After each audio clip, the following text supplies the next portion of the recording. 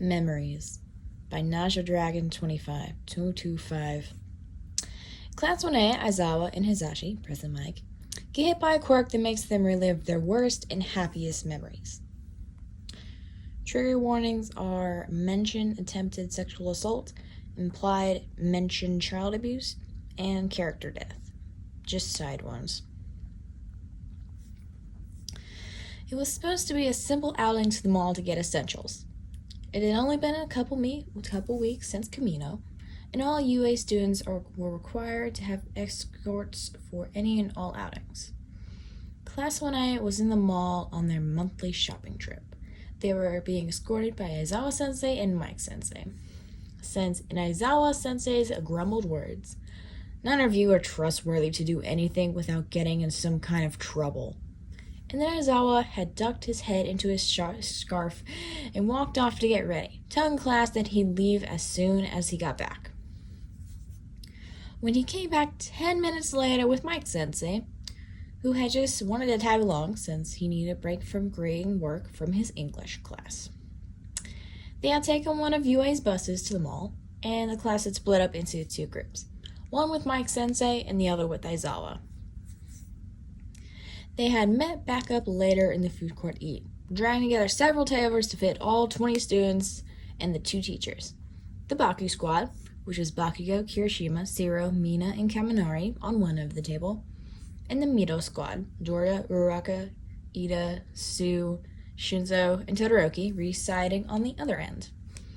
With the various other students, Yairuzu, Ojiro, Hagakure, Sato, and Oyama taking residence between them, along with the unofficial Quiet Squad, Shoji, Jiro, Tokoyami, and Koda. Their teachers were sitting off to the side as their own two-person table to try and catch a break. Aizawa inhaled his coffee while laying his head on the table and trying to take a nap, while Mike annoyed him, poking him childishly and talking endlessly about anything he could think about to his unwilling coworker. Everything was normal 1 second, the sound of gossiping and arguing from the teenage, and Mike Sensei's endless chatter. Then the next, a little boy crashed into their table, and a flash of light appeared, and then everything went dark. The lighthearted chatter and argue quickly turned to a couple screams and shuffling. A second later, a phone light was turned on by Mina, and everyone else quickly followed. Izuku fell down when everything blacked out, his chair disappearing from under him. He reached for one for all to prepare for a fight, but froze when it didn't come forth. It was still there, just not answering his call. A second later, a phone light clicked on, by Mina no less, and Izuku scrambled to reach his own phone with everyone else. Mike Sensei was trying to corral everyone together, as he and Mike Sensei took up defensive positions on either side of the group. "There's no signal, I can't call anyone," someone called out. Then a second later, they appeared in a house. Izuku looked around. It was a modern house, clean, lived in, which with pictures and kids' toys strewn about. Before anything had happened, someone made a confused sound, and everyone turned to Sue as she stepped forward. "This is my house, Ribbit?" she asked in confusion. The door burst open, and one of Suyu's younger siblings ran in, carrying an envelope. Suyu, it's here! A moment later, a bit younger-looking Suyu came bearing down the stairs, snatching the envelope and running to the couch, phasing through Izuku and the entire class, along with her siblings who chased after her. Once Sue was on the couch, she wasted no time ripping open the letter, and one of the UA display holograms popped up, with All Might appearing and explaining her entrance exam results. Aizawa broke the silence. "Asui, is this your entrance exam results?" Sue nodded her head. "Yes, Sensei, Kyo. This was what happened when I got my entrance exams." The class and Izuku turned back to pass Suyu, who was crying over her acceptance letter, with her siblings hugging her and babbling about how she was going to be the best hero ever. Sue looked up and smiled before everything blacked out again. Izuku yelped again before he froze as a familiar scene appeared. It was Jay. Shigaraki was charging at past Ryugen with his hand outstretched, ready to kill. But it played out like it did the first time, Eraserhead using his quirk to prevent her death, and then Izuku jumping in to shove Shigaraki away with One for All. It played out and was over in an instant. The room blacked out before landing up again, this space being nothing but white walls and nothing else.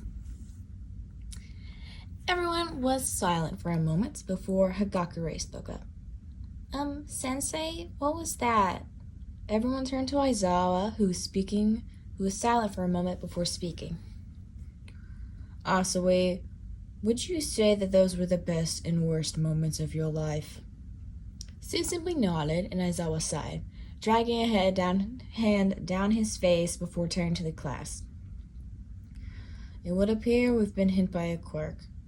The class started to talk, but Aizawa silenced them all with a glare and continued. A quirk that makes you relive the best and worst memories. Your best and worst memories. The room flashed, and next they were in a dark house. It was dark outside as well. Izuku glanced around, trying and guessed whose memory it was, and immediately honed in on Uraraka. Uraraka? Everyone turned to Uraraka, as she led them to a small table with a middle-aged man sitting down, sifting through bills and muttering under his breath. A younger Uraraka walked into the room, not saying a word, just hugging her father from behind. They stayed like that for a moment before Uraraka and her father went to bed. The room flashed, and no one had any time to ask questions before they appeared in front of Yui. Younger Uraraka was walking silently, maneuvering along, walking along, silently marveling at the prestigious school, when she spotted another examinee trip, and she gasped and rushed forward, using her quirk to stop the boy from falling. The boy turned around and was revealed to be the younger Izuku, who stuttered and waved his arms. Izuku heard someone snicker and whipped around to glare at the offender, who turned out to be none other than Bakugo, with Shinso standing innocently next to him. Izuku leapt at Bakugo, screaming unintelligibly, and chased him as Bakugo scrambled away, now full-on cackling, while Izuku's face was bright red. The class's attention was split between the memory of younger Uraraka and Izuku and watching Bakugo scramble away from current Izuku. When the memory finished, the room flashed and Bakugo stumbled, Izuku catching up and wrestling him onto the floor. The class simply watched, Shinso wiping tears away from his eyes and trying to regain his composure, which he failed at miserably. Some of the other classmates also being unable to stop laughing. Slowly they watched their classmates' best and worst memories. Hagakure's worst memory being the day she caught her quirk, and best memory being when she found a friend who could actually see her. Ojiro's happiest memory being when he first started martial arts, and worst being when his father was accidentally involved in a Ville attack and didn't make it. Jiro's first memory being when she first played her guitar at a small coffee shop in front of a crowd, and the worst being when she accidentally got lost while she was shopping with her parents when she was younger. Shoji's best was when he left the small village for the city, and the worst when his quirk came and he was beat for it. Zero's best memory was when he was entertaining his siblings, and worst when he accidentally hurt a bird with his quirk. Koda's worst memory was when he was bullied for his mutations, and his best was finding his pet rabbit. Sato's best memory was when he was helping cook in his grandmother's bakery, and worst when his grandfather died. Tokoyami's favorite moment when he first met Hawks on internship, which Izuku knew there was going to be so much cheesing for later, and Tokoyami's saddest was when he accidentally lost control of Dark Shadow in the training camp and almost hurt his friends. Again, Izuku knew he would be teased for the dark and stoic Tokoyami being afraid to hurt his friends, even though he insists he has none. A room flashed again. A wedding venue appeared, with a younger Aizawa standing at the altar, fidgeting and shifting his feet in a suit. The students gasped and immediately started yelling out bets of who he was marrying and currently married to.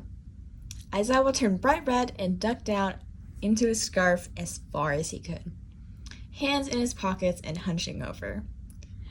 A moment later, a younger present Mike walked down the aisle in a suit, and the students gasped and started screaming. Izuku laughed and thought as the wedding ceremony continued, I have no clue what my happiest memory could be. Getting well one for all, meeting All Might.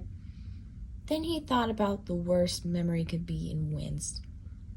He could think of a couple possibilities, and none of them were good. His thoughts were cut off as the wedding ended in a flash of light. The next scene was ruin. Several buildings toppled over, emergency vehicles and heroes everywhere doing their jobs. Fires being put out, people being evacuated from the scene, ambulances screaming. A young teen Aizawa was holding his arm, which was bleeding, as he scanned the area before yelling, Loud Cloud? Wait, Loud Cloud? Loud Cloud? Oboro, where are you? He was gently herded by a paramedic to an ambulance to treat his wounds, as young Aizawa kept looking around, calling out to this Oboro. He froze when he spotted medics carrying a dead body of a teen boy with cloud-like blue hair and yellow goggles like eraser heads. He had a leather jacket and was basically covered in blood. Young Aizawa ran over and began to cry over the body, babbling unintelligible nonsense. He was joined a minute later by a young present Mike who began to cry over the body as well. The room flashed and the scene was gone. Izuku and the class turned to Aizawa and Mike Sensei. Mike was crying loudly on the floor, and Aizawa was standing crying. Not a sound, just tears. The students quickly began to comfort them as best they could. Well, Mike said so anyway. Aizawa turned them down and simply wiped his tears, and they continued. Mike Sensei's best and worst memories were the same as Aizawa Sensei's, just from his perspective. Yaruozu's best memory was when she met Jiro, and the worst when she was almost sexually assaulted. Oyama's best memory was when he got his quirk when he was 6. And the worst was when he made deal with All for One, came back to haunt his family. As it turned out, Oyama was the unwilling traitor. Ito's worst memory was when he was almost killed by the hero killer Stain. And his happiest was when he first went for a quirk-powered run with his brother. Todoroki's best memory was when he fought Midoriya at the sports festival and they became friends. And the worst was when his mother scarred his face after one of Endeavor's training sessions. Aizawa pointedly looked at Todoroki and spoke. Every single one of you is going to have therapy, especially you, Todoroki. Kaminari's worst memory was when he first manifested his quirk and almost killed himself. And the happiest was when he got his dog, Rocky. Mina's saddest was when she failed a great anticipated dance competition. And the best was when she met Kirishima. Kirishima's worst memory was when he couldn't protect another kid from a bully. And the happiest was when he met Mina. Bakugo's worst memory was when he told Midoriya to take a swan dive off the roof in the first year of middle school, which brought an uproar to the class, and the best was when Midoriya finally forgave him for the bullying throughout their childhood until the second year of middle school, where he tried and successfully in changing as they got into UA. Aizawa was eyeing Bakugo as if considering expulsion, but Izuku pointedly showing his head at him. Aizawa gave him the stink eye and a glare that said they would be talking about this later with lots of therapy. Next up was Shinso. whose happiest memory was when he was finally adopted by his moms. And the worst was, in the past, he was bullied and muzzled at school for his quirk. And the last person was Midoriya Izuku. Izuku was nervous.